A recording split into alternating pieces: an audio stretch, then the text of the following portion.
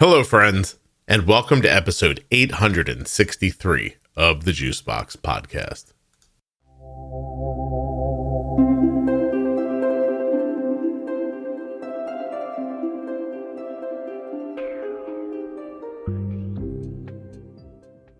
On today's show, I'll be speaking with Mary Martha. She is the mother of a toddler who has type 1 diabetes, and they use the Omnipod 5.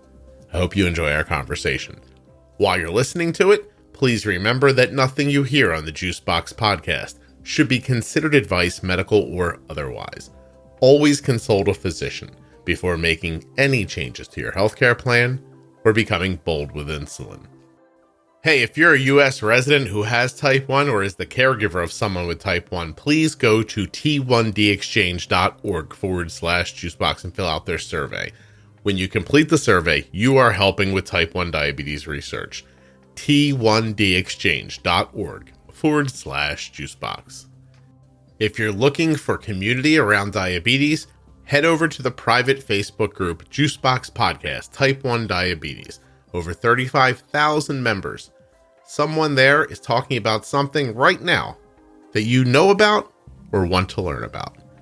Juicebox Podcast, Type 1 Diabetes on Facebook. It's a private group, and it's absolutely free.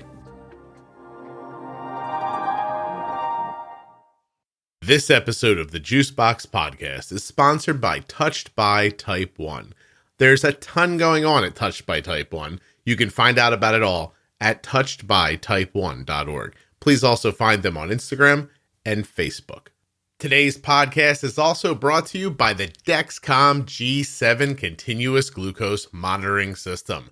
Dexcom.com/juicebox. The G7 is here and it is ready for you at Dexcom.com/juicebox. I'm Mary Martha. My son Davis is 2 years old and he was diagnosed with type 1 diabetes in January of 2022. That's 10 months ago. Yes. Okay. So we're newly in our diabetes journey, but I think because of you, Scott, and the Juicebox Podcast, we've really gotten a handle on things fairly quickly. So I have a lot to thank you for. No, this is very interesting because there are some people who would tell you not to get technology at the beginning and you should learn diabetes from the ground up, and there's a lot of different opinions about that. So I think it's interesting to hear from somebody who's having your experience. So first of all, were there any reasons to imagine your children might get type 1 diabetes, or was this a surprise? How did the initial days go? It was a complete surprise. Really, the only person in our family that has had type 1, it was my mom's aunt, so my great aunt, and it's pretty removed, I think, and that's at least what the doctor said whenever we were diagnosed, and they asked us about history and all of that. And we, leading up to diagnosis, we spent a few nights, it was in January, so it was, we spent Christmas with my parents, and I think my grandmother really put it in my mom's head a lot of times about type 1 and the symptoms, because I think my grandmother was always really nervous about her getting it herself and then her children getting it. And so I think through the years of growing up, my mom kind of was always told about it. And then, in our experience, she was really the one that kind of told me, said, I think something's going on with Davis, because he was drinking lots of water, wetting his diaper overnight. He would be soaked. His diaper would be, we would put pads in, and then his pajamas would be soaked. And it's just like, I don't know if this is normal. Right. I actually asked friends that had children and that are similar ages or who had gone through the stages that Davis was in. And I said, is this normal? He's wanting water all the time, and he's going through his diaper at night and during the day really quickly. And they were like, yeah, that's just toddler stuff. You just need to size up in your diaper and he'll be fine. It'll absorb it. And that none of that worked. Yeah.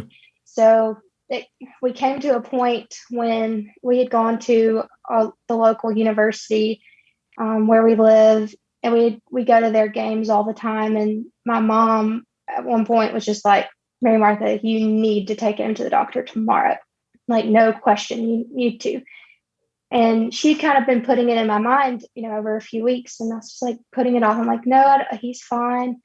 And it's really actually interesting because he had a couple of ear infections leading up to Christmas. And then after Christmas, I said, I think he might have an ear infection again. Let's go in to the pediatrician and see if he does. And I actually mentioned all the symptoms that we had. And he was like, no, he's fine. That's just normal. Just try to cut off his water intake at dinner. And I said, okay, if you say he looks okay, if you think it's okay, I'll just, take him home and go on my merry way. And then my mom came to that point where my mom was like, you need to take him. And so we did that and took him to the pediatrician. It was a Monday. Is Davis your first? He is my first child. So it's all everything was very new to me. And it just wasn't something that was on my radar. Yeah. Mary Martha, the reason I ask is because you sound like you're 19, but how old are you? I'm 31. Okay. Well, you sound like you're 19, which I guess is great, probably. Or I don't know. Well, how do you find it? I think I still get carded at the grocery store every time I get a bottle of wine. But I do live in a college town, so they don't want to let anybody slip. I see. But yeah, so he's my first. So anything out of the ordinary was. Yeah. I wasn't really sure what the symptoms were, and if it wasn't for my mom, I really wouldn't have had the gumption to take him in and see the pediatrician again and stand up for myself. Really. Yeah, she really helped you with that. Well, she was indoctrinated, it sounds like, through her life to be looking for diabetes. Yeah, and I think I remember there were certain times when I was growing up that I might have, had to go to the bathroom a couple of times, in a row, maybe we'd be on a road trip or something, and she would be like, are you okay? Are you getting diabetes? And it was kind of like she was even with me growing up. I remember there were a couple of instances that she kind of was on high alert for me. And it might have even just been me just drinking a lot of water. It might have been around when I was, playing tennis or something. Right. And I was just really thirsty. I don't know. But, and I've been normal every time I've gone to the doctor. So I didn't have any need to do, to be really on high alert. But, she was still on high alert when I was growing up too. But if it wasn't for her, I wouldn't have known about this. Any of the symptoms. Yeah. How about other autoimmune issues? Does anybody have celiac or thyroid problems, anything like that? My mom she's actually here with me now. She's watching Davis or being on kind of high alert for a low or anything while he naps, so she could give him juice in case something happens. But she said she was has a thyroid medicine, but I'm not sure I guess it's probably hypothyroid. I'm not sure. And then my dad has a neurological disease that he deals with, but it's not anything that's autoimmune. Okay. My mom also has arthritis, but it's not rheumatoid, it's osteo. So maybe your mom's not but your mom doesn't, it sounds like she doesn't talk about her thyroid thing very much. So you don't. No, she doesn't. Yeah. You don't know if it's autoimmune or not, right? I don't know if it's autoimmune or not. Okay. She just kind of told me that in passing today. And I called my mother-in-law because I knew that was a question you normally ask. And she didn't have any autoimmune on my husband's side of the family either. So, okay. All right. Well, so let's figure this out. So when you take him to the hospital finally and you get your diagnosis and your life begins with all this just 10 months ago, did they give him technology right in the hospital? Or what do you start with? Because you climbed through things pretty quickly. So I'm interested in how it started and how quickly it moved along. So when we were admitted, they did not give us any technology. They gave us the glucometer and the lancets, and they gave us an insulin pen and then the Lantus pen, and that was what they sent us home with. But one of the big reasons why we are able to get the technology was our endocrinologist, Dr. Zimmerman. We had our first appointment with her. I think it was a week after we were diagnosed. We went and saw her immediately, practically. And I think the relationship with her has been so wonderful. I guess in her practice, and I guess this might be the norm, she was able to give us a sample Dexcom from that first appointment we had with her. And she actually was really great, and she would save us a few every time the Dexcom rep would come by. And nice. So, because, being he was 21 months, he wasn't quite 2 yet. And I feel like the Dexcom is the most important technology a type 1 diabetic can have, because of the information it gives you, the trend levels, and just the alerts that it provides for a low in the middle of the night. They're just with the toddler, it's just, you never know. And obviously you went through that, but you didn't have that technology. No, I don't think with Arden. No, not at all. I was going to say, Davis and Arden were diagnosed right around the same age. So, but I'm sorry, like, I just wanted to ask, how much did he weigh at the diagnosis? I think he was about 25 pounds. And the doctor always said that, he's a good weight. And I remember we went in a few times before his diagnosis, and it was always around the same weight, but he didn't seem to think it was an issue. But then looking back now at pictures, you could tell he was very skinny and sick, and almost it hurts me to go back and look at those pictures. Yeah, I know. We had the university mascot. I know it was the Sunday before he went to the hospital, and he actually had the courage to go sit in the mascot's lap. And we had been training for that day. We watched videos of him, but that day, it's one of my favorite pictures, but now it's kind of tainted because it was the day before he was diagnosed, and you can see how sick he is. Yeah. In the picture. I have pictures like that of Arden too. Mm-hmm. It's really sad to look at. It's like, how did I not know? But I think it's because he looks normal. Yeah, I think it's because the weight loss happens, generally speaking, slow enough that you don't notice it. But then once you look back and you realize, once they get insulin and they look so healthy again, you're like, oh gosh, like, what was that I didn't realize? Plus 25 pounds is did he gain weight after you got him on insulin, or was it? Well, he weighs about 32 pounds now, so he's put on weight. Oh, wow. Cool. How hard is it to take care of? So let's break down like this. How long did you manage with like syringes and a meter? So we did that from January 24th was diagnosis. We got on the Omnipod DASH on right after his second birthday. So it was about April 12th, I believe, was the day that we went and got it. It was that Monday after his birthday. Okay, so January, February, March, April, about 3 or 4 months, you did shots. Mm-hmm. Okay. We did shots. And Davis is probably, I don't know how the Lord blessed us with one of the most brave little boys that I've ever met. He, from the beginning, pricking his finger the first time at the pediatrician's office to getting everything hooked up to him in the hospital, and being awake all night in the PICU and all of that. He has never flinched once. Interesting. And I don't know. I can only thank the good Lord, because he has been a trooper from the beginning. Cool. So from that first finger prick to any needle, from the insulin pen, he's taken it like a champ. Still to this day with the Omnipod, putting that on in the Dexcom. But last night, we changed his Dexcom, and he actually pushed the button for the first time. He was like, "Let's go, Mom." Likes to count down and say go. So he's one of the strongest little boys. He amazes me. Good for you. That's really excellent. Good for him. It is. So then you moved to a Dash after 3 or 4 months. So using Omnipod DASH, then how long did you do that for? Just like 4 months again?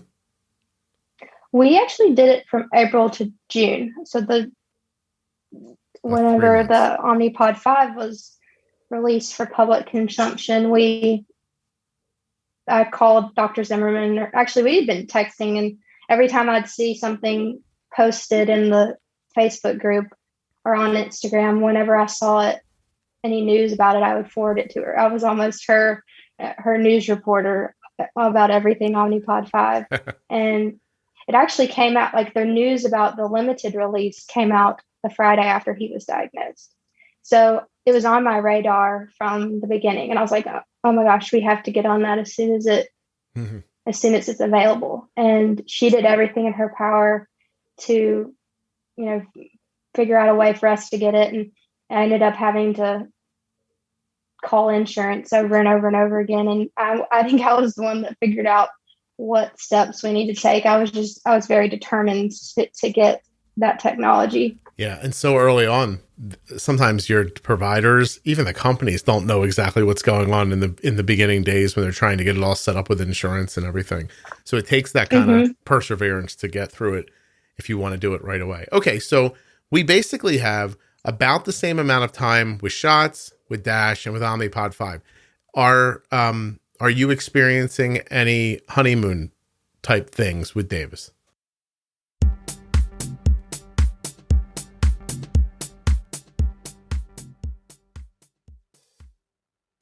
If you live with type 1 diabetes, if you have type 2 diabetes and use intensive insulin therapy, if you experience severe hypoglycemia or hypoglycemia unawareness, you should be looking at the Dexcom CGM.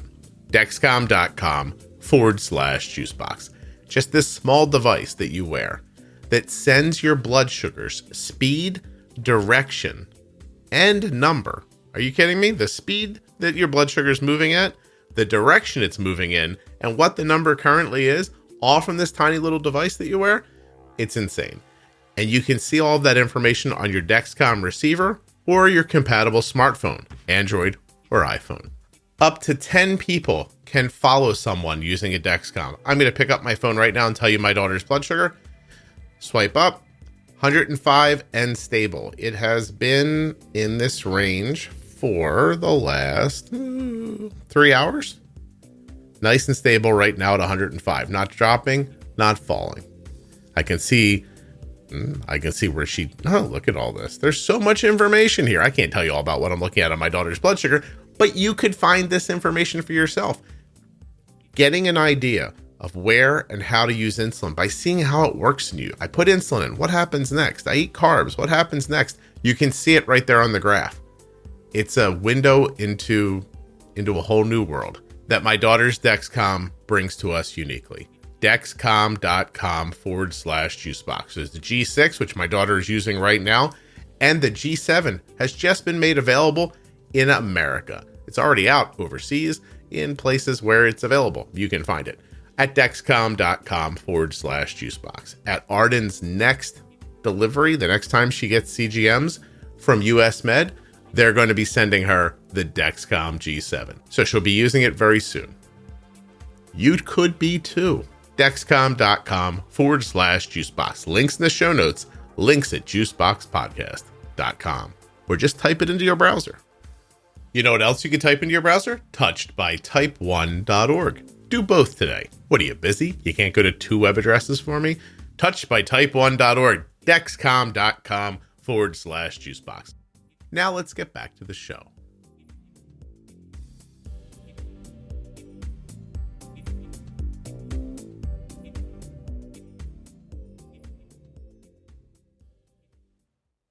Honeymoon type things with Davis.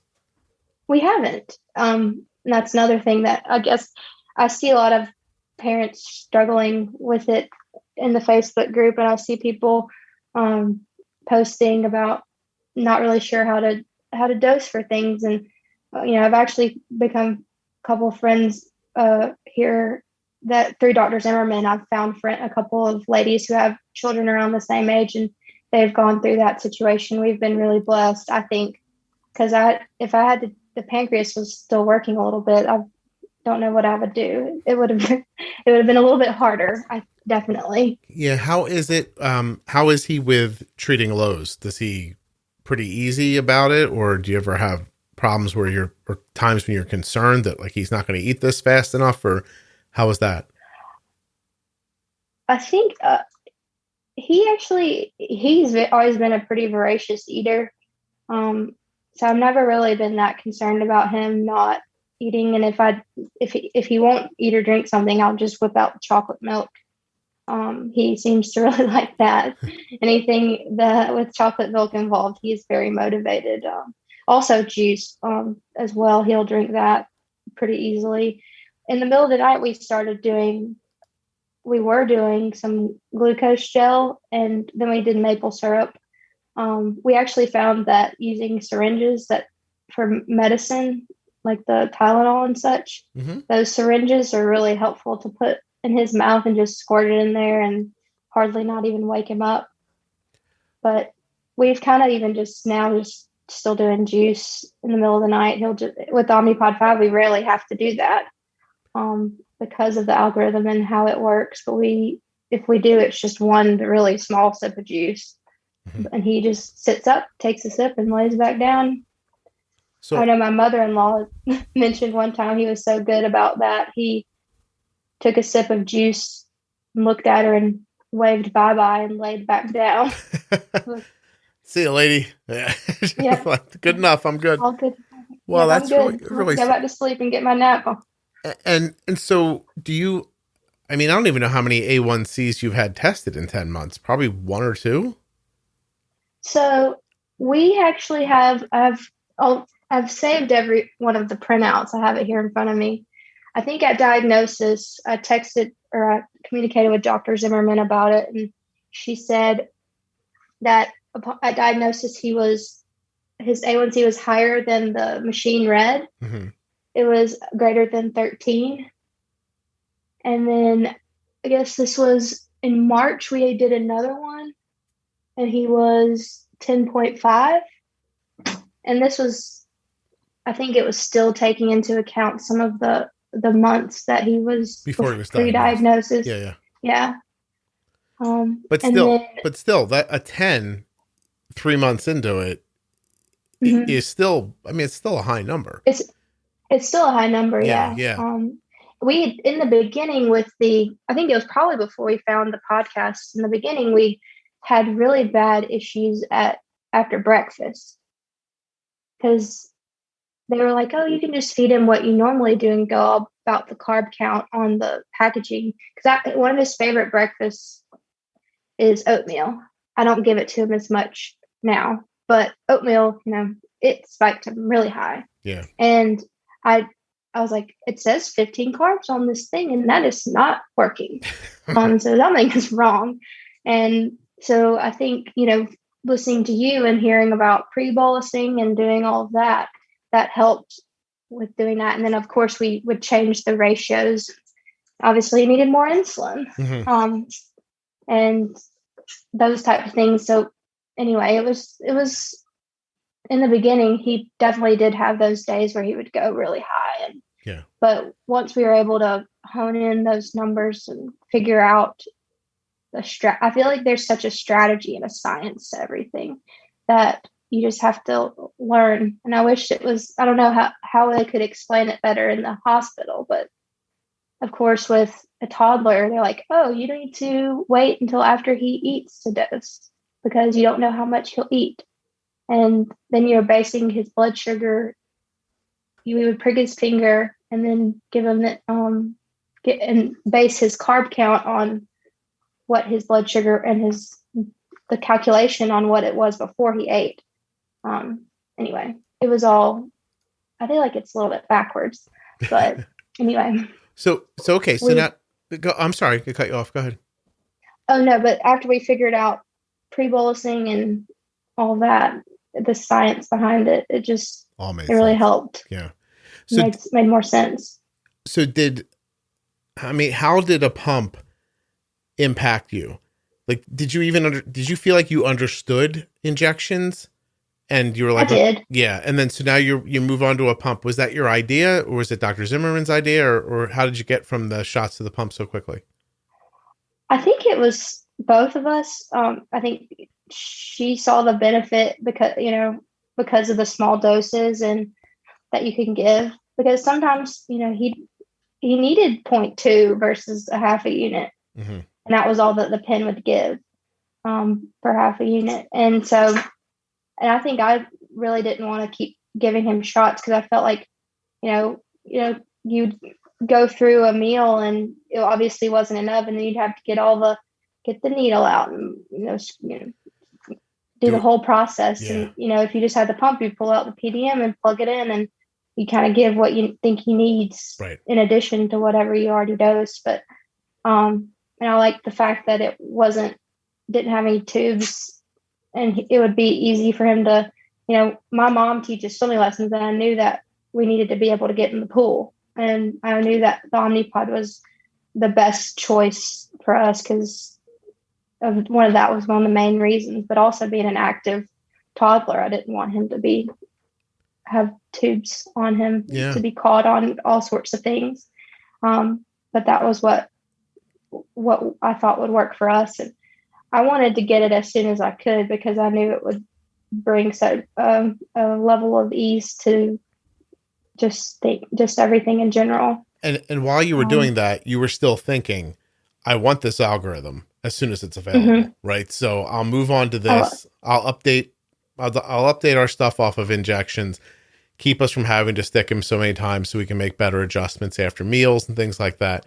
But eye on the algorithm the whole time. So first of all, how did you do on the Dash? Did it improve things over injections? Oh, definitely.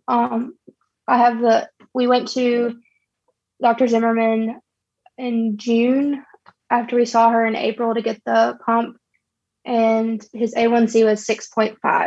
Mm-hmm. Wow. And it drastically improved. Certainly did.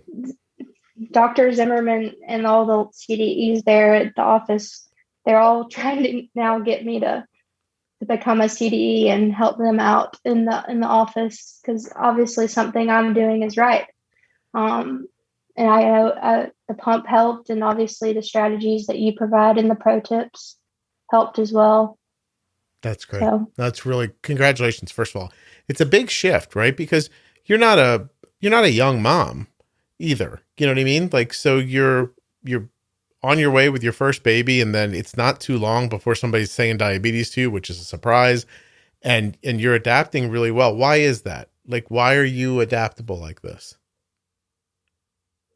I'm not really sure. I guess one thing I know technology pretty well. It's what I grew up, and I was always wanting the next thing in technology, whether it was, a new cell phone, the next model, or a new PlayStation, Game Boy, whatever it was. I was always itching to get that new thing. And maybe that's why I'm so adaptable. I don't know that as far as technology goes. And my dad is in, he grew up he's 75 now. But he grew up kind of changing, and he's always been in the technology. He worked with telephones. And so they were always trying to find the next thing that was going to be big in that realm. And so I've kind of always seen that, I feel like, in my background. Yeah. Just being comfortable with technology and changes. I think so. Yeah. And I think I owe it to my parents. And then my husband's been really great throughout it all. And he's wanted to learn everything and adapt along with us. Like, we just want what's best for Davis, and whatever we can do to provide that for him, the ease, whatever we can do to make it easier and better for him is what we're willing to do. Right. So, well, how about the other side of it? So away from the technology, more on the psychological side, is it been a big, I imagine it's been a big adjustment for you, but how are you handling it? Oh, it was a huge adjustment. I think I went through the stages of grief, for sure, because I remember getting in the car and so we drove to Birmingham. We live in Alabama, and that was the closest children's hospital. And I just remember getting in the car with my husband and crying. I'm like, what did I do wrong? Like, could we have? And I had asked, Lord, why did this happen? You know, I went through all those stages of grief. And I think it's hard for me to explain things to people sometimes when people don't understand how diabetes is a 24/7, 365. You're dealing with it all the time. And it is tiresome, especially in those first few months of diagnosis. It's almost like having a newborn. Yeah. Again, well, especially with the toddler. I was going to say, just with a 2-year-old, you basically just got done with a newborn. Yeah. And Davis has always been a good sleeper. So thankfully, it wasn't as hard. I feel like the diabetes first few months was harder than his newborn stage, honestly. Yeah. That's true. But yeah, I've gone through those stages of grief, but I think listening to the podcast helped a lot, hearing other people going through different things.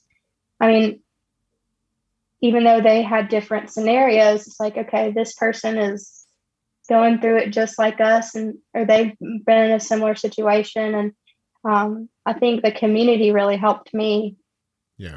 Too. I think you and Jenny talked about it the other day in the community episode about the lurkers.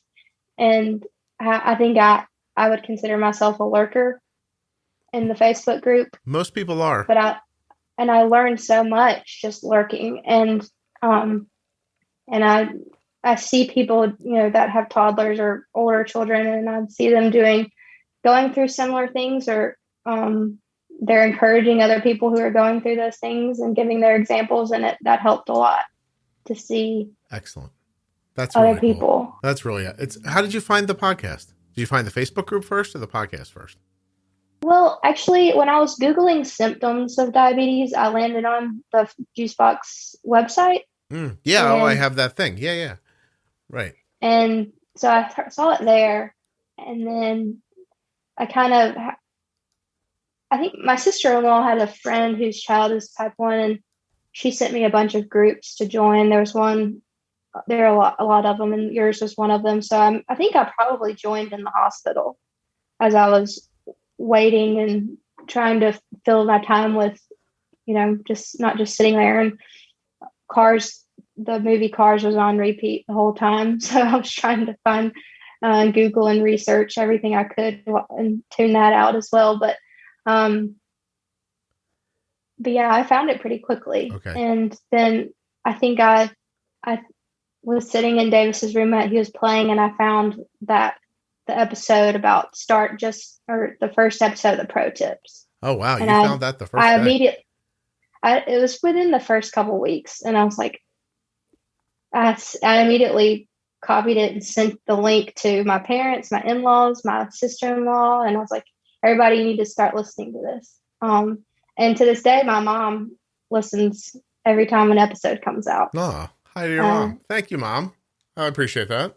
And I do too. So she'll be like, I'll talk to her on the phone, and she'll say, hey, did you listen to that one about, the lady here, anyway. So we kind of keep up with it, and talk about it. And she learns a lot, and I learn a lot every episode. So Mary Martha, I don't know if it will surprise you, but I'm absolutely delighted to think that you and your mom are having conversations about the podcast. It really makes me happy. Do you think other people do that too? I bet you maybe they do. I bet they do. Yeah. Oh, that's really cool. All right. So do you work? I'm sorry. Or how do you manage daycare for Davis? I stay home. I've been blessed to be able to stay home with him since he was born. Okay. And so I've been able to throw my whole life into type 1 diabetes care. Management. Yeah, I imagined it was the case because it is, obvious, but it's so much easier to figure out if you're not going to work every day. It is. And going to work and having to teach. I know there's so many people, like I know there are daycare workers that are very willing to learn and do all that, but I just feel like it would be such a hard thing to do. And I commend all the mamas that do that. Yeah. It's a lot of work. I know it's hard for them, and I'm very blessed that I can stay home. And I don't think that he would have as good of time and range and A1C if I wasn't able to completely dedicate. No, I agree. I think that that's a big part of the reason why I know as much as I do, honestly, because I was just a stay-at-home dad, and there was, like you said, you can kind of push the other stuff aside, just focus on it and really try to figure it out. So do you think that's because your leap forward, well, let me ask you this question before I ask you that one, I guess. So you're about a 6.5 A1C on Dash, but then Omnipod 5 gets wide released and you get yourself right onto that. What has that experience been like for you using an algorithm? It's been a learning curve, because I think with Dash, I was really used to whenever he would start, or after a meal, and whenever he would start rising, I'll be like, oh, I didn't give him enough insulin. I'm going to give him like just a little bit more and see if that will kind of did it that way. And with the algorithm, I've had to learn to kind of take a step back a little bit and say, let it do its job and a little bit more, and kind of relinquish a little bit of control. But there are certain situations where I've been like, okay, this is a little bit out of hand. I'm going to go in and do what I need to do. Give him a little bit more than the algorithm is telling me to do. Right. At this time. And so so you started so quickly, like you got Omnipod 5 even before my episodes about how to start Omnipod 5 came out. Is that right? That is right. All right. And I listened to those immediately the day that they came out, and I learned a lot. I think it was things that I'm in a Facebook group that's solely about Omnipod 5. And I work in that, and I watch what other people say, and I would use their, strategies and be like, okay, I think I might try this instead. And after listening to the podcast, I think I'd seen all those comments, and then I heard you talking about it with the other lady, Kari. And Kari, I heard you talking about it with her, and I was like, and it kind of even opened my eyes a little bit wider. I was like, oh, okay, I need to do this. And so I still, even though I was in the throes of it already, after listening to the podcast, it helped me a lot too. But you didn't notice how to manage it. But you didn't notice anything where you're like, oh, geez, like we totally set this up wrong. Like you had it pretty well set up to begin with. So did somebody tell you like 50-50, or did his settings just kind of work out that way? Well, his, it's not 50-50 pretty much at all. His has been going back and forth between 20 to 30%.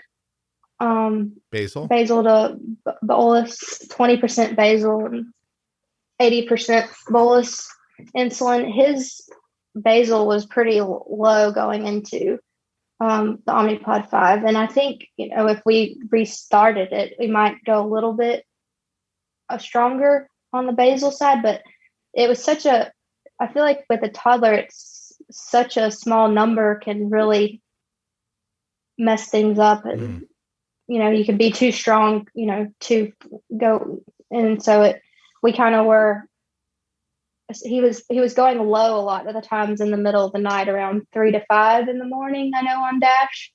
And so we had kind of turned it back to like giving it 0.05 every hour on the Dash in the middle of the night, and then increasing it when he woke up. Okay. And so though I feel like that has maybe made the Omnipod 5 a little bit more timid. I know those auto boluses, the only number we ever see is 0.05. I know a lot of people have seen that increase over time as they've been on it, but we still only see a 0.05. And there are a lot of times when I say to my husband, I really wish it would give him like 0.1 or 0.15 right now, rather than 0.05 every 5 minutes. But are you seeing any lows? Really, honestly, the only time we see lows is when I over bolus for a meal.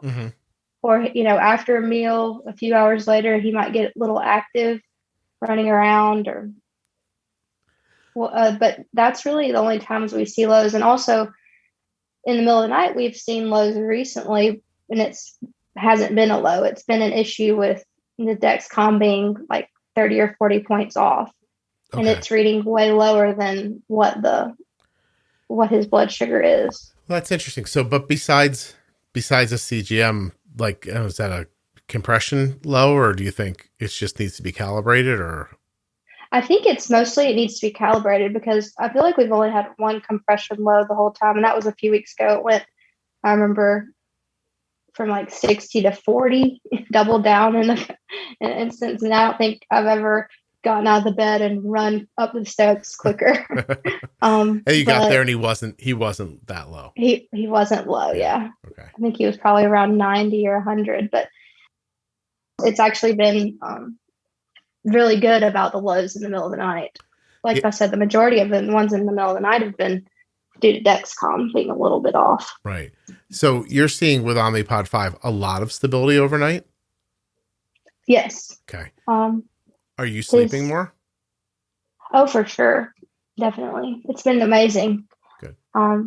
We actually, I think I sleep through the night like I did before his diagnosis. So It's been really, really helpful. That sounds nice. It really does. Mm-hmm. I just had, Arden had a big influx of hormones from her period yesterday. Mm-hmm. So yesterday was really like a difficult diabetes day for Arden, and she's at college. So she and I were going back and forth throughout the day because we were being really aggressive just to hold it to where we were, which was not, no great shakes. And, so then as the day wore on and we started to get it down, it got later and later. And I was like, I was up way too late, Mary Martha. And like, I got up this morning, I was like, like old man's going to need a nap today. You know what I mean? And it's just not something, that you can sustain forever. So I'm just such a big fan of these algorithms to help people sleep, if almost nothing else. For sure. Like I have a lady that Dr. Zimmerman put us in contact with, does the Loop, and she has a little boy that's 2. I'm not sure. He was diagnosed very young, but they've been on Loop and they do amazing. And I've gotten a lot of tips from her, and she's wondering about Omnipod 5 for her son. And, I said, if anything I could recommend, I couldn't recommend it enough because it helps me sleep. If that's the only reason that you get it, then it's a big deal. It is a big deal. I think from what I know of her situation, I think they sometimes do still have nights where she has to correct a low blood sugar. And so I was like, if any reason, just do it because you can sleep. Just get an Omnipod 5 to sleep. I actually, I don't know if I ever brought this up, but in the months leading up to the Omnipod 5 coming out, I was talking about it with Omnipod one time, and I said, I was like, you guys should give a pillow away or a coupon for a new mattress. And it should be like, hey, you guys ready for a good night's sleep? And the person I said that to laughed, and they were like, do you have any idea like how many people say that? I was like, oh, really? And I said, I thought I was being I thought I was having a great idea. And she's like, no, it is a great idea. We don't have any tie-ins with it, but just that's how impactful we felt like it was going to be. And it's interesting to hear you say that it exactly does impact you that way. It does. How involved is your husband with understanding the diabetes, or does it not even matter now that you're using an algorithm? Is it easier for people to help him? My husband's been there every step of the way. He actually, in the hospital, I feel like I was a little bit more, I guess I was kind of in shock still. And so he kind of took the lead, and he did the first injection. He did the first finger prick and all of that. But of course I'm home with Davis, so I am the person that handles it most of the time. But my husband understands everything sometimes even better than I do. He's sometimes even bolder than I am. And he doesn't actually listen to the podcast. He just hears me talk about it. But he has a great understanding of everything. And he and Davis went to Monster Jam a few weeks ago. He had the whole day of diabetes management. I think there was some connectivity issues in the arena they went to, but he did a really good job. Davis went a little bit high, but what can you do with all the excitement of the monster trucks? I'm sure Davis had some adrenaline and all that going through his body. I was going to say, I bet you did, right? Especially in an indoor event, it's probably so loud and there's fire and the trucks are jumping all over the place, right? That's crazy. Oh yeah. But they had a great day and he was able to, handle everything.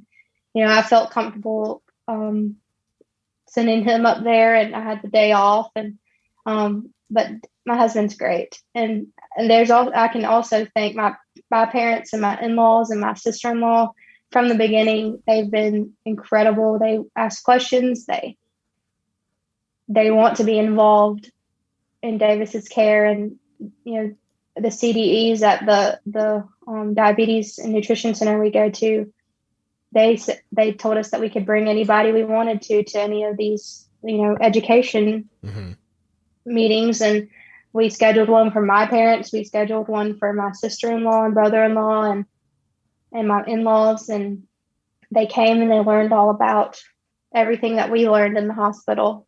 And so that was great. And my in-laws kept Davis for the first time for a long weekend when my husband and I were able to take a mini vacation. And, they did great. They did a pod change and they did a Dexcom change all in one weekend. They were baptized by fire. That's do you think, I'm not trying to get you to say something you don't believe, but you've seen 3 forms of care in less than a year. And it is one of them easier for you? Is one of them easier for other people? Is one of them making daycare or, other people being in charge of Davis when you're not around? Can you kind of go through that a little bit for me? Because I think the reason I'm asking is because I think I don't know if you realize this or not, but there are a lot of people with type 1 diabetes and not many of them have insulin pumps, comparatively speaking to the number. And right. I don't know if that's because of access or if it's cost or if it's fear, but if it's fear, I'd love for you to be able to talk about that. I definitely think that the Omnipod 5 is probably the best scenario for having outside help. From my parents, from a babysitter, from my in-laws too. It's very seamless technology and it connects to the CGM, which correlates to how much insulin is going to deliver. And I think that in itself aids letting somebody else take care of Davis. It makes it so easy. And there's no calculation. I know in the beginning we had that. We wrote down on a whiteboard what his correction factor was and what based on what his carb ratios were too. And so we would look at that board every time we were about to feed him and, say, okay, this is what we need to do. And subtract this from this and all that. And the fact that the pump does it for you and you don't even have to plug in your blood sugar, his blood sugar, and it's all so seamless. It just makes it so easy. Yeah. It's really invaluable. Cool. That's really, that's how I see it at the very least. And like I said, I don't know if I'm trying to remember if this has been said out loud on the podcast yet, or if it's been recorded and it's going to be up soon. But, I always lean towards, if you want technology, get after it. And just recently we were talking about it, and Jenny was like, I kind of agree with you about that. And I was like, oh, and she said, but I do think there's value in understanding diabetes kind of in a more manual way, which I'm not saying there isn't for sure. I'm just saying that, how does it, in a world where the idea is I have this little baby or this young person, I'm going to stick something on them. I think that's how people think of it. I don't want to stick something on them. I don't want them to have a machine on them. Did you have that feeling first? I didn't. And I remember I saw, maybe it was a picture on Facebook or maybe a TikTok, I don't know. But somebody was like, this is the last picture of my son without anything on him. I didn't know that this would be the last time I would see him without a device. Yeah. And that never crossed my mind. I was always just like, if it's going to help him, then put it on him. I don't really I don't care. I just want it to help him. I want it to bring him the best, keep him healthy and aid in keeping him healthy. And it never crossed my mind. Why? But yeah, I do think. Oh, I'm sorry. I cut you off. Go ahead. But I do think it does hinder people from that thought of not putting a device on, having something stick out, or Yeah. It keeps people from getting the technology. Why were you so understanding of the reasons it would be important? Like, how did you understand? Like, how did you learn about diabetes and the needs you have as far as variability and A1C and things like that related to better health? How did I learn about it? I think I learned about it through the podcast and just Googling and stuff. Like, honestly, I figured out that you had all those episodes about the pro tips, and then the defining diabetes, and that was really how I learned everything. Oh, cool. Oh, that's amazing. I was not looking for an answer that was like, oh, I learned it on the podcast, Scott, but I will accept that as an answer. So thank you. But I think before I started listening to those episodes, I was in the Facebook group and I would see people talking about pre-bolus. I was like, what in the world does that mean? And then I took it to Dr. Zimmerman. I was like, what does pre-bolus mean? Or what does bolus mean? Mm-hmm. And she explained it to me. I was like, oh, okay, that makes sense. And so she also definitely helped in the education as well. She and her team at of nutritionists and CDEs, they helped as well. But I think I would come in after our appointment. I'd be like, the podcast says this. And they're like, okay, yeah, that's right. This is basically everything I learned was from you. They must be thrilled. Or maybe they are. I don't know. Like, did they like hearing that, do you think? They probably, I feel like every time I spoke, I was like, well, this is what I heard on the podcast. And they probably thought it was getting old. But, I think with the results that I saw so quickly, they really didn't have any room to complain about me learning everything because it was working, obviously. So, I see what you mean. Yeah, she's coming in talking about a podcast, but the information is correct. So who cares where she's learning it from? Right. I think they liked the fact that I was taking it into my own hands and learning everything that I could, which, well, that's an open-minded out so far. And that's an open-minded doctor too. Oh, I mean, yeah. Dr. Zimmerman has been welcome to all of my ideas from the beginning. And, she's young, and actually she's a type 1 diabetic herself. And she has probably experienced everything. I think she was diagnosed later in life, but she's experienced everything that we have. And so she knows, what we're going through. And so that's been so helpful.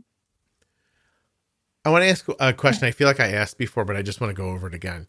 When your husband took Davis the other day to Monster Jam, what was it? Did he tell you later, like how he found the experience of being by himself with Davis? Like, did he find it stressful, or did he find that it went the way he expected? Was there trepidation? I mean, does he go with them frequently by themselves like this for a full day, or was this kind of something new?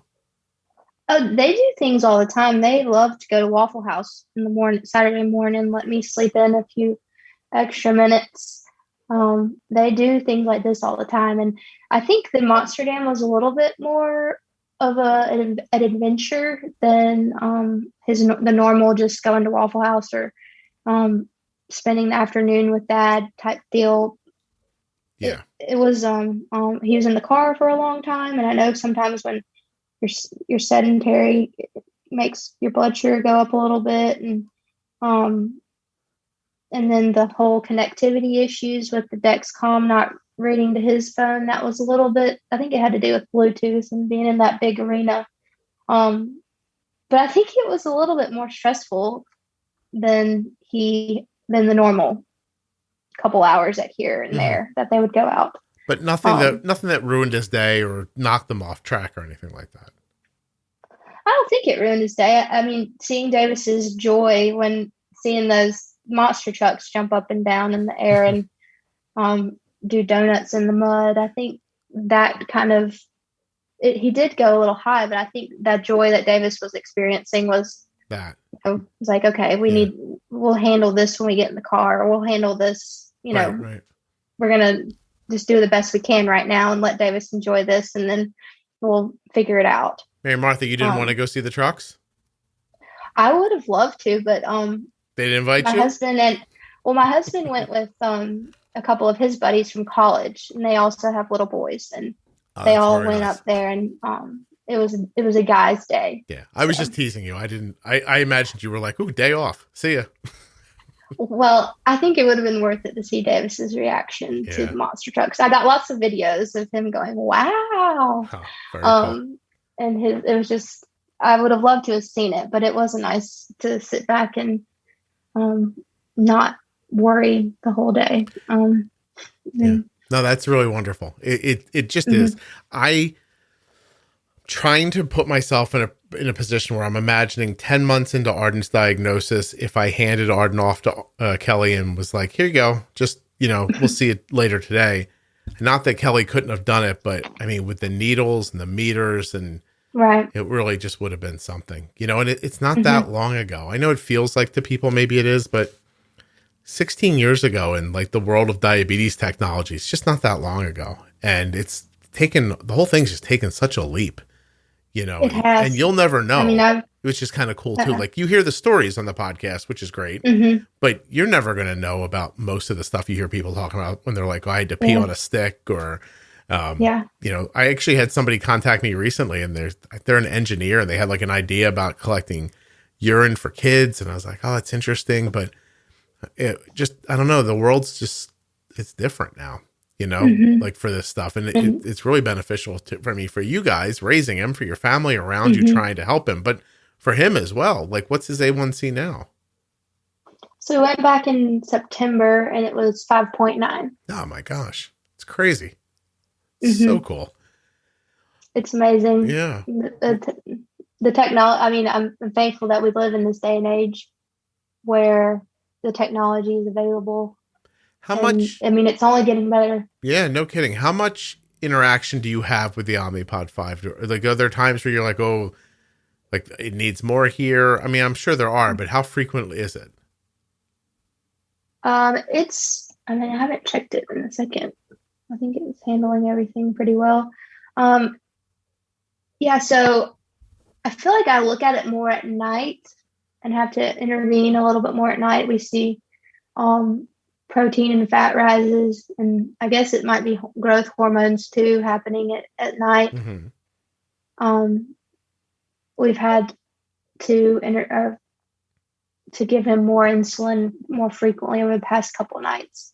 But during the day, I just look at it, at lunchtime or when we're out, I'll check it and make sure it's, in a good range, and see if I need to pack a juice box in my purse, or, bring his diaper bag in with the place where we are. And, but, honestly, I feel like I don't really look at it that much. It's taking a weight off my shoulders. That's cool. It's in the background doing its job. And, yeah, no, that's really excellent. Good for you. I'm thrilled for you. Like, it's amazing to watch how quickly you ran through the whole thing. Like, you found it sounds like you found the podcast. It took you a couple of months to figure everything out. Next thing you know, you had an A1C in the 6s. You weren't scared to move to an algorithm, and now you're having a 5.9 with the algorithm. It's just it's astonishing, really, how quickly you jumped through it. Do you ever stop and think that, like, hey, I really figured this out? Because you did. Like, but it's cool. Like, do you ever give yourself credit for it? It's hard for me to do that. I think the times I remember when we went into our second endo, I was really nervous about his A1C, and I wasn't sure if I was doing the right thing, because maybe we had a couple of days that he was higher. And, Dr. Zimmerman has made it a point to always tell me how good I'm doing, well I'm doing. And Briggs does, my husband does too. And I have to give myself credit a lot of times, and it's really hard too, because sometimes I beat myself up a lot. I know I did in the beginning, because I was like, man, I'm failing him. I'm not doing it right. He's still going higher, but I have to take a step back sometimes and say, you are doing really well by Davis, and you should be proud of yourself. I'm glad you're doing that because you are. And it's a hard thing to give yourself credit for, especially coming out of a new diagnosis the way you did. Because I know everybody blames himself in the beginning, Yeah, everything. definitely. And I mean, I have to give all credit to the good Lord above, because I think all through every situation we've been in, I've seen him working in our lives. It's crazy. From diagnosis with my mom, knowing all about it. And then, Dr. Zimmerman actually was a childhood friend of mine. And her mom worked with my dad. And my dad was integral in bringing her to the hospital here locally. Oh, wow. It's Chelsea, right? And so, yes, Dr. Zimmerman, yeah. She, it's crazy to think about that. And, the hospital here in town it's a regional medical center, but, the big hospital is in Birmingham. And the fact that we have a pediatric endocrinologist here in the community is amazing. And I owe a lot of everything almost to her, because, she's very accessible and she goes along with everything, that all of my crazy ideas, like putting my child on an Omnipod 5 when it's just brand new. She was ready and willing to do that and wrote the prior authorization and all of that. So you said she has type 1. Do you know how old she was when she was diagnosed? I think she was in her later teenage years, but I think from the beginning, as soon as she was diagnosed, she kind of, maybe she wanted to be a doctor from the beginning, but I think since diagnosis, she was like, I'm going to be an endocrinologist and I'm going to help children who have type 1. She kind of had that mission ever since she was diagnosed. Yeah. Well, Omnipod actually got the clearance for ages 2 and above now for Omnipod 5. Right. Yeah. I remember as soon as that came out, Dr. Zimmerman connected me with a lady I don't think she's quite 2 yet. But I think they just started on Omnipod 5, and I know I immediately sent that news to her. I was like, this is it. Y'all can get on it. Y'all should do it. And they just started it a few weeks ago. And I need to check in with them and see how they're doing, but I hope it's going well for them. Yeah, me too. Hey, I have to ask you a question. So a moment ago, I stopped myself from making a joke, but now I want to know if you would have handled it okay or not. You said that you really wanted to give a lot of credit to the Lord. And I thought, if it's me and the Lord in a rowboat, Mary Martha, and you can only throw one, you got to keep one of us for diabetes only. I beat the Lord. I beat the Lord, right? Come on. It'd be a tough call for sure. I'm delighted by the idea of you politely asking the Lord to jump out of the rowboat. Listen, we got to keep this guy with the podcast, sir. I'm sorry. I like to think that he's the one that has brought you into my life as well. I see what you're saying. Okay. I'm accepting of this. I just wanted to put you in a really farcical situation and ask you to choose. That's all. I get it. It's funny. I didn't know where you in the moment. Like, I can't tell because Mary Martha, because of your accent, I can't tell I can't decide if you would have gotten my sarcasm or not. I think you would have. I think I would have. Yeah, I do too. But I just can't tell. That's all. I can tell easier with Jews. Those people I vibe with them very well. I have a great episode up today with a woman, and she and I had the most just delightful conversation, but I already knew her. Like I understood the tenor of her sense of humor, like right away. And yours, I'm trying to figure out still, even though we've been talking for an hour, I'm still like, I'm not sure, but I don't know. It's cool. How is it living in Alabama? Oh, it's great. It's still pretty hot. It'll be like, I feel people, they joke about how it's fall in the morning and then in the afternoon it's summer. We turn our heat on in the morning and then by 12 noon it's back on AC blowing full blast. No kidding. How warm is it there today? Middle of October. Let's see. Right now it says it's 77. Wow. No, it But got it's cold actually here. quite pleasant today. Nice. But over the weekend it was hot. Right. And But when you say the school, you mean the mhm. University of Alabama, right? Oh no, No? that's Oh. that's not it. Oh, there's a better one you're saying, and you don't want to fight with There's this a other people. Well, I know a few months ago you had a podcast and the title was Roll RT. Oh, you don't even Yeah. say that where you're from. I see. Did you skip No, that one? I actually listened to it. I almost went to the I'm a big Auburn fan. I have been since I was a very small child. I see. And I'm indoctrinating Davis into this as well. He is obsessed with going to Auburn games and the marching band, and I'll be the mascot. But we say War Eagle in our house. Did you go to Auburn? I did. Yeah. Yeah, I grew up pretty close to Auburn, and I actually ended up going to school up in Virginia for a couple of years, and Auburn ended up winning the national championship my sophomore year of college, and I wasn't there to experience it. And it haunts you still? It haunts me, yeah. It does. And so the next year I transferred to Auburn, and for the football, if nothing else? For the football, if nothing else. I was very homesick because of it. I remember when I told all my friends at the school in Virginia, I was like, yeah, I'm transferring to Auburn. And they're like, why are you transferring? I'm like, well, I think it's because of I missed going to football games, and they thought I was crazy. Yeah. What did you get a degree in? I got a degree in entrepreneurship and family business. Do you get to use it at all? I do a little bit. My dad was an entrepreneur and was an investor in a bunch of small businesses and started a bunch of businesses. So I feel like I got that gene from him. Mm-hmm. My husband's family had a business that they recently sold to a national business. And so my husband used it in we actually had the same major. That's really where we met in class. Wow. And he used his degree in his family business. But actually after college, I went and worked at a small startup. But it was a pine straw company.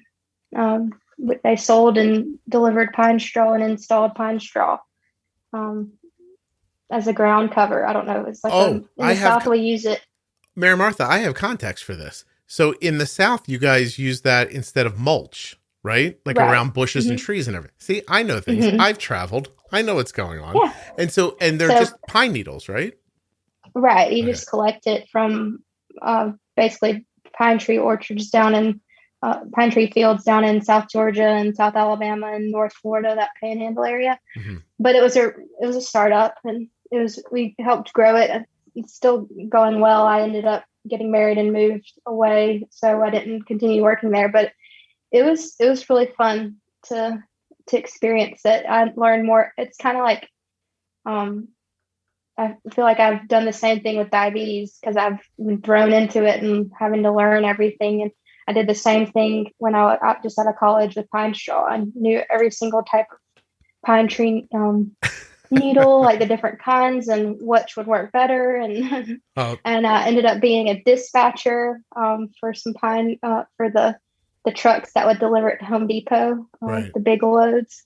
I mean, it's like working at a startup, you just kind of go where they tell you or where they need you. And so that was what I did. And it was really interesting, and I learned a lot. I learned how to be maybe adaptable. I was about to say that maybe that's where I learned how to be adaptive. Yeah, right. It's interesting. Mm-hmm. It really is. Do you what are your plans? Are you guys going to make your family bigger? Are you going to go back to work one day, or what are you thinking of doing? I do think we'll make our family bigger. One thing that was really, we were talking about the good Lord above. Right before Davis was diagnosed, I actually was pregnant, and I had a miscarriage. Not even like a month, 2 weeks before he was diagnosed. And I really do think that was also the Lord working, knowing that I wasn't really able to handle that. Mm-hmm. I don't think I could have been pregnant in that first trimester. While you were also being so tired, while also learning diabetes and, spending day after day fighting with it, learning how to do everything and being up half the night, fighting a high or worried about a low and all that. I think that all that happened for a reason. Yeah, Mary Martha, even in a comical way, I can't take credit for helping you with that. So I know. Yeah, no, that's just nothing. I was not involved. Well, I'm sorry that you went through that, but it was tough. Yeah, no, I can't imagine. And I see too how you keep a very positive outlook on things, which has got to be incredibly helpful with all this.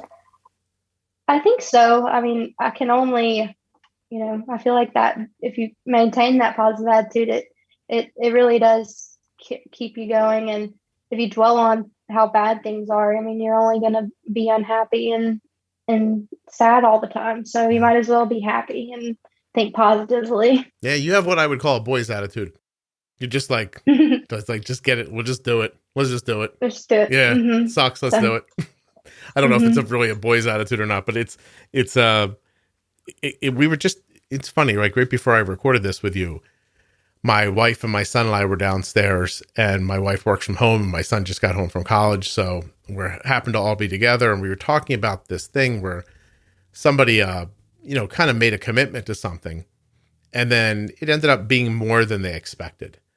And we're hearing from them a lot about, this isn't what I thought. It's hard. I don't like blah, blah. And it's only a limited time. This thing is not the rest of their life, And I'm hearing this story, and I said, I said, look, I have a lot of compassion for this. I know it sucks, but now we know what it is. Like, let's just do it and be done. And my son kind of chimed in, and he's like, I really agree with that. He's like, just like do it, And I thought, it's just sort of what you've been talking about along the way in a roundabout way. You're just going to get it done and then move to the next thing. And it's not what you wanted, but it's not insurmountable. And the worst thing you can do is fight against it sometimes, I think.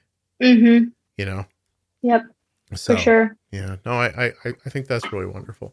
Is there anything that we haven't talked about that you wanted to? Well, so I wanted to tell you about my diabetes tackle box that I have. This is kind of a random thing that I thought might help other people. Okay. So my husband was actually on the fishing team at Auburn. So he was on the bass fishing team. Mary Martha, before you go forward, I want to ask you, were you trying to say the most Alabama thing you could think to say just now? No, I wasn't, but I figured it would probably come across that way. It's like, I was like, oh, there's a fishing team. I was like, that's amazing. I had no idea. But okay, your husband's on the fishing team at Auburn. Yes. Okay. So he's fished pretty much his whole life. And so whenever we got home, we went to the pharmacy, got all of our supplies, the pen needles, the lancets, the test strips, the alcohol wipes, all of it. He was like, we need a tackle box for this. And so we have a tackle box that holds all of Davis's diabetes stuff. And I have it right here in front of me. But literally whenever we do a pod change, whenever, I need to check his blood sugar, if I think the Dexcom is off, whatever, I just pull this big old tackle box out, open it up, and it has everything I need. That's amazing. And so my husband's ingenuity. Yeah. Now being honest with me, when your husband first said it, did you think, is he going to have more ideas like this? Or were you like, okay, let's do it? Because now there's a tackle box in the kitchen, I imagine, which was probably not what you expected. But just for a split second, I know it's working great, but when you first said it, were you like, oh, come on, man? Or no? Or did you like the idea? I think that I was pretty on board. I saw how many things were involved, and I was like, we need it in a organized manner. So if that's what if we want to try it, go get a tackle box. We'll do it. It makes sense. And so I actually took it into our endo appointment that first time, and I was like, here's everything our whole life. Like, tell me, this is what we got right here. And they were very impressed by it. And I think they're actually mentioning it to new patients that they come across. So maybe we'll start a trend. Do I need any special kind of box, or does any brand that I think will work do for me? I think any brand will work. This one's Plano, which is probably from Academy Sports and Outdoors, I would guess. That's amazing. But well, yeah, that's really, anyway. isn't that interesting though? Like, just how his own experiences, informed the next thing. He looked at all that stuff and he thought, I don't know what all this is. It needs a home. We have to put it somewhere. And I know what I organize random stuff with. For me, it's a tackle box. Some people, that was what we did. Wow, that's really, and so, but that's not all your storage, right? You have diabetes supplies stored somewhere else, but you stock the tackle boxes you needed. Yes. So like we have a couple of drawers filled with all the Dexcom supplies and the Omnipod supplies and all that. But we just keep a small amount in the tackle box in each little designated area. So if we go on a day trip or go anywhere, we can just grab it and know that everything that we need is in there. It has the insulin that we use to refill the pod. It has Juicebox, lens, everything you can imagine that you need. I have to say, pack. I think it's brilliant. I really do. It really is. I wondered if you were like, oh, come on, but I didn't. It's really kind of like, it's brilliant in its simplicity. How like perfect it would work for that. But plus they have little like drawers, you can resize them and make it work just for how you want it, right? Right. Yeah, you can pull the little thing out and make it as big or as small as you want. And it really does work really well for cool.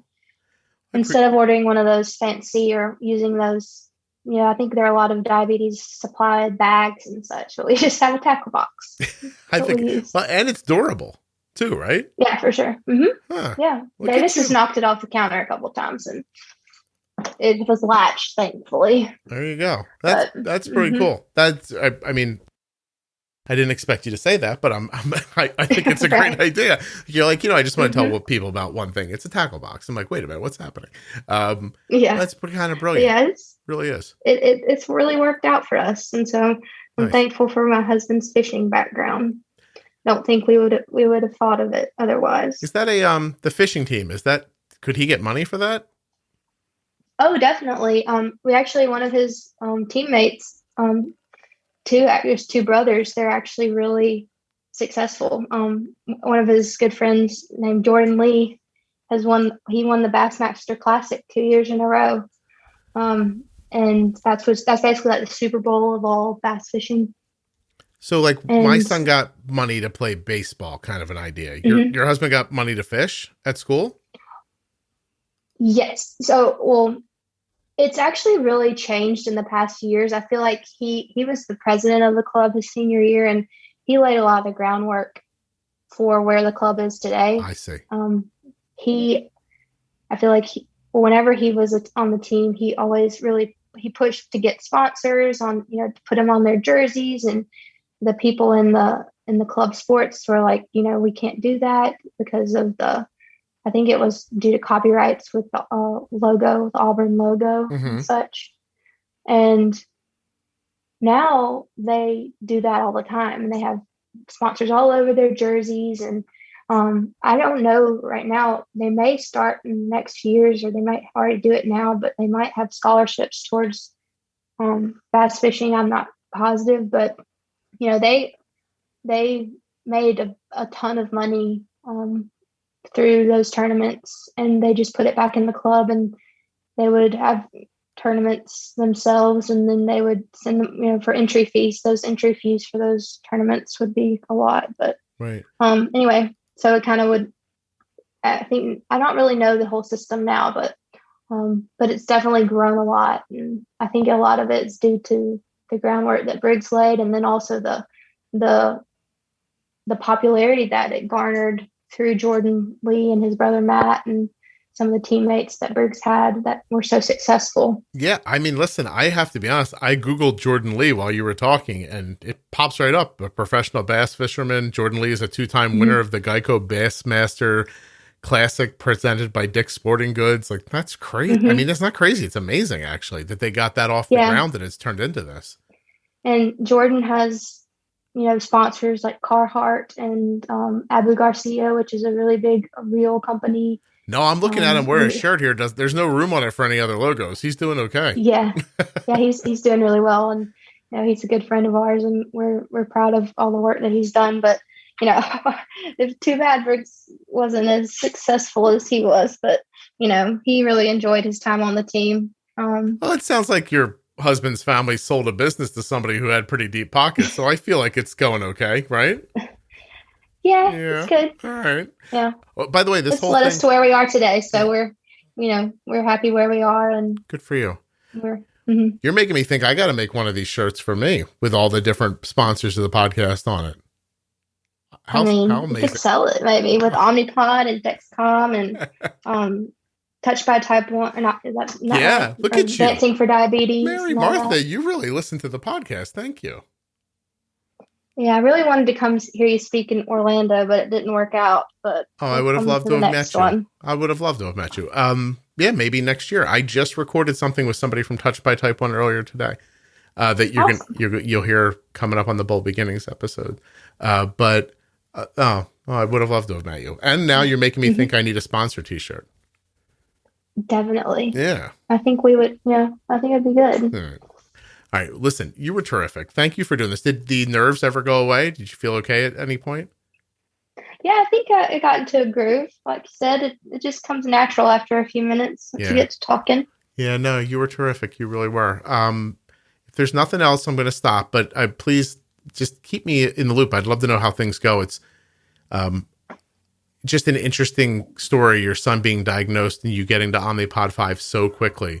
Like, I'd love to know how it's going for you along the way. I'll definitely keep you updated. Thank you. Thank you very much.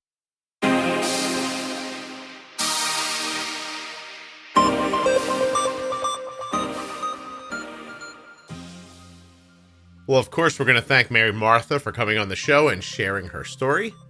We're also going to thank touchedbytype1.org and Dexcom, makers of the Dexcom G6 and now Dexcom G7 continuous glucose monitoring systems. That little Dexcom G7, wait till you see it. It's quite a thing. Dexcom.com/Juicebox. Don't forget to check out the private Facebook group for the podcast, Juicebox Podcast Type 1 Diabetes. But there are also plenty of people in there with Type 2 and caregivers. It's a great mix of people. Thank you so much for listening. I'll be back very soon with another episode of the Juicebox Podcast.